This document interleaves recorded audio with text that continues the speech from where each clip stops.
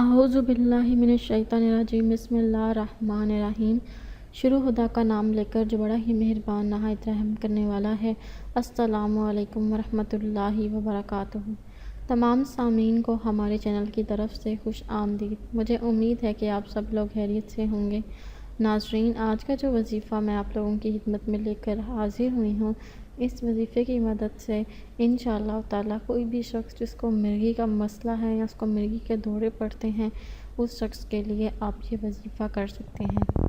دوستو، وظیفہ بتانے سے پہلے میری آپ لوگوں سے چھوٹی سی درخواست ہے کہ آپ میری اس ویڈیو کو لائک ضرور کریں اور اپنے دوستوں کے ساتھ شیئر کریں، اور شیئر آپ لوگوں نے اس نیت کے ساتھ کرنا ہے کہ یہ ویڈیو آپ لوگوں کے لیے صدقہ جاریہ اور ایصال ثواب کا ذریعہ بنے گی۔ دوستو، ہو سکتا ہے کہ آپ کے ایک شیئر کرنے کی وجہ سے کسی انسان کی بہت بڑی پریشانی یا بہت بڑی مشکل حل ہو جائے۔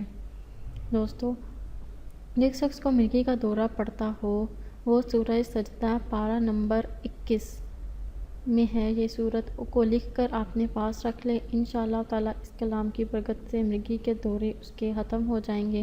اگر کسی شخص کو مرگی کی وجہ سے بے ہوشی کا دورہ پڑے تو اس کے سیدھے کان میں اذان اور الٹے کان میں آپ اقامت 7 بار پڑھیں، اس سے مریض کو ہوش آ جائے گا۔